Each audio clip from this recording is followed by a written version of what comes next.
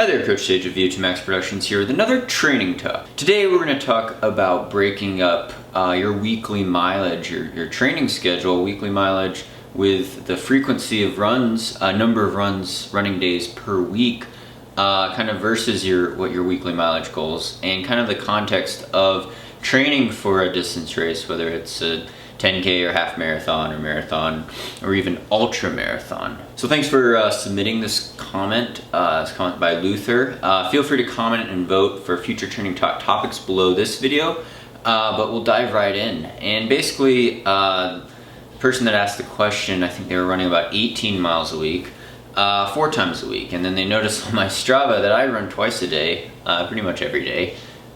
Even though I'm training for these longer ultra races, and it's a matter of specificity to some degree, but it's also a matter of your mileage. So we'll talk about mileage first. And this kind of reminds me of what had just happened at the Boston Marathon a couple days ago. We had a lot of athletes running. My brother was one of those athletes running. He works full-time as a lawyer. He commutes, 2 hours every day. He basically doesn't have a whole lot of time to train. So he's kind of usually following the Sage Running BQ plan. He's run sub 3 a couple times before in really good conditions. Now, Boston Marathon, he's like, I'm not very confident and have a good build-up. Only averaged about 40 miles a week, which is a lot for him because he didn't run at all after college, or he didn't run in college, and he didn't run for a long time in between. He just ran high school with me. And so he's kind of starting from scratch.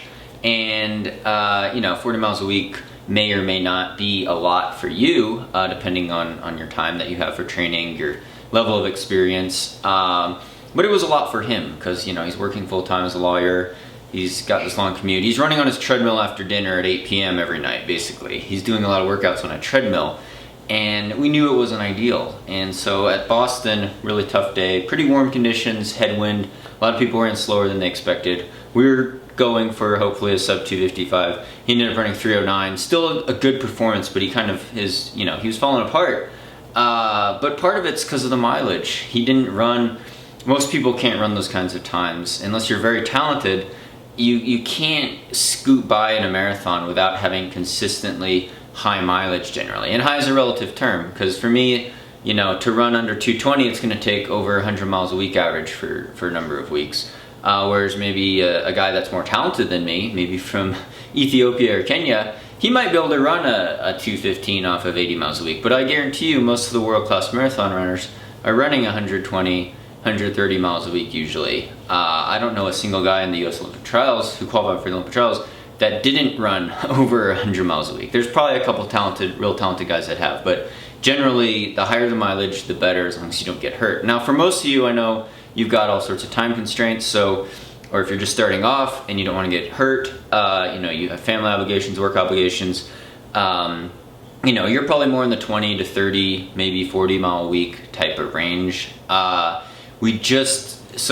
got to be consistent with the time available that you have and what your body's used to relative to your running and training history. Now, with the mileage, if you're under 20 miles a week, like this guy had commented, you probably do only want to run about 4 times a week because you obviously don't need to run 6. If you're running 6 times a week, you're only running 2 or 3 miles, or maybe 4 miles, 2 to 4 miles a session. Now if you want to get your running clothes on and go out and run, you might as well go at least 4 miles. I do short runs in the half hour type of range sometimes, but generally that's kind of the shortest end of the spectrum. A 3 mile run, and you got to start somewhere. If you're a true beginner, maybe you do start with walking and jogging and you only do 1 or 2 or 3 miles, but as you get more advanced, as you get up to 20 miles a week, if you're doing 4 times a week, you're averaging 5 miles a session, and some of those sessions may only be 4 miles, but you might be doing a longer run of 6 or 7 miles, and so there's a variance in the mileage that you do throughout the week. It's not always, it could be always 4 miles a day, but if you're doing some different workouts and you're starting to do long runs, maybe your long run 6 or 7 miles, the other days are 4 miles. So see, it changes. And that goes with moving up to 30 miles a week. You're looking at 30 miles a week, you're looking at probably running consistently at least 5 times a week. Now, people are always like, well, I saw this Runner's World marathon training plan, and you could run a marathon, you could finish a marathon training 3 days a week. And what they do is they have a long run, they have a high intensity interval type of workout, VO2 max type of speed workout, and then they have a tempo or threshold type of workout. And so you're doing fairly high quality 3 times a week, not running easy days in between, maybe only running 20-25 miles a week. Yeah, you know, with that plan, you could finish a marathon, but you're not going to be close to your potential. You're not going to be maxing out closer to what you're capable of. And you know, marathons are hard. It doesn't matter. I could run 100 miles a week, and marathon still humbles me. My legs are going to get pounded because it's all relative to how you're running relative to your own potential and your own goals. And so if you want to just finish a marathon, you could probably will yourself to get out there and do it on relatively low mileage, maybe only training, you know, 3 times a week. But if you want to dedicate a little bit more time to the sport, if you want to try to reach closer to your potential in the marathon or any distance running event, basically half marathon, 10K, ultra marathon, it's generally better to be more consistent and to kind of push the envelope with your weekly mileage. So if in the past you've only been averaging 25-30 miles a week, you start averaging 35 or 40 miles a week and you don't get hurt with a good mix of workouts, you're probably going to improve quite a bit. Now, again, with the frequency of running, Sandy and I just released our sagerunning.com, a new training plan on sagerunning.com, the beginner marathon training plan. Now I say beginner because, you know, some people might think it's a just finished plan or it's for really new runners. It's a little bit more advanced than that. It's not a just finished plan. It's for someone that may or may not have run a marathon, but they're looking to not just finish a marathon, but actually try to finish in a time with a respectable time goal for their abilities. Maybe if they've run a half marathon or something like that. And it's maybe for someone who's not quite at the level of the Boston qualifying standards, not quite at the BQ plan threshold, but still wants to devote a sizable amount of time to your training. And it's, you know, it's a rigorous program just like our other programs. It's a good mix of periodization and different types of workouts, and it does top out at 45 to 50 miles a week. That's the peak mileage for some of the weeks, but the days, it's 5 days a week of running, so you do get 2 recovery days every week. Now, on the highest mileage week of that plan, you know, 45, 50 miles a week, or I think it was 72, 82 kilometers, yeah, you know, you have a long run. You're getting up to 16, 18 mile long runs.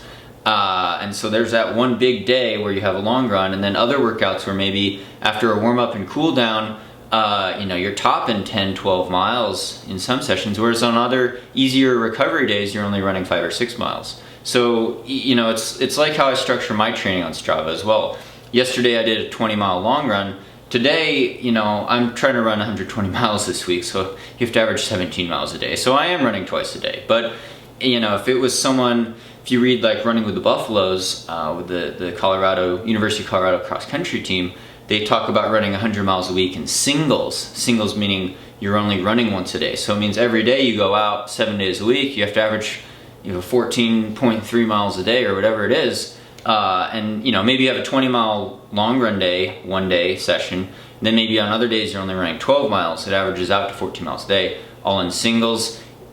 There's an argument that that's a more specific stress. For me though, you know, running 120 miles a week, I'm gonna double most days, and then I'm gonna focus on one single long run day. But for you, if you're in the, you know, 30, 40 mile a week time range, or 30, 40 miles a week, 50 miles a week, you're only running once a day for the most part. Sometimes there are good recovery sessions, or you could go out in the evening and shuffle around, get the blood moving. But generally, unless you're running over 60, 70 miles a week, you don't really need to run twice a day. It's not as efficient for your laundry. It's not as efficient just, you know, in breaking up the day. You know, most people don't have the flexibility in their work schedule or the time to be able to do that. And, you know, the old saying is, it's better to go out and do one 10-mile run than it is to do 2 6-mile runs. So let that sink in. The second option, 2 6-mile runs, oh, I totaled 12 miles for the day, but what was more specific to distance running? Probably running 10 miles all at once. So, you know, it's a difference in mileage total, and, you know, I don't believe in junk miles, but you could call those extra 2 miles kind of junk miles, because you broke up a 10-mile run. What should have been done as a straight 10-mile run, into 2 6-mile runs. Now, it's the easiest way to do it efficiently for your body in terms of not getting injured, but the aerobic adaptations are more specific to marathon, half marathon training. If you do a 10-mile run all at once, that's why you do a long run all at once. You wouldn't break up your long run day in half, because you're going for that long endurance stress. And so, you know, with weekly mileage, again, it varies depending on your experience level, your goals, your injury history, staying healthy, but also the relative intensity of the workouts. Because as you get into like our sagerunning.com training plans, there are intense workout days and there are interval days, and the mileage is going to vary day by day, and it varies week by week. You generally like to build up, sometimes you have a little recovery week in there, but you're pushing the envelope with mileage, and really it comes down to consistency. Consistent variation, but consistent mileage over time is going to yield the best result. Now, we go back to the Boston Marathon example. I think my brother would have easily cracked 3 if he had just averaged 45 or 50 miles a week instead of the 40 miles a week that he had been averaging.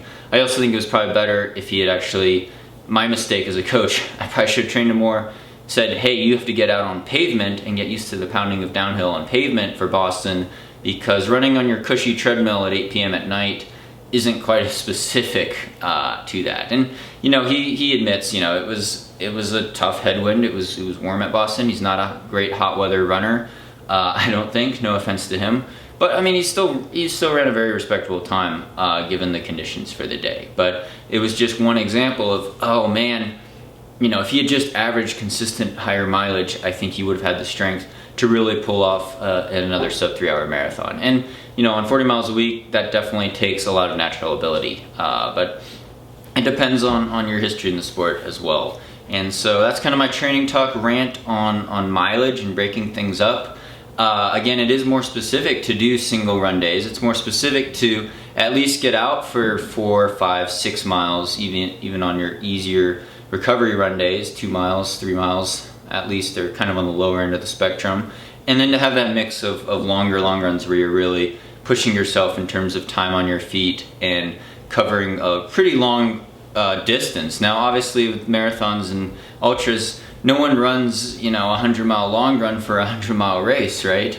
I'd be lucky, you know, training for Western States to even run a 30, 35-mile long run. It's only, you know, about a third of the race distance, and I have to run 100 miles all at once at Western States. But that's kind of the nature of ultras. It's the same thing with marathon running.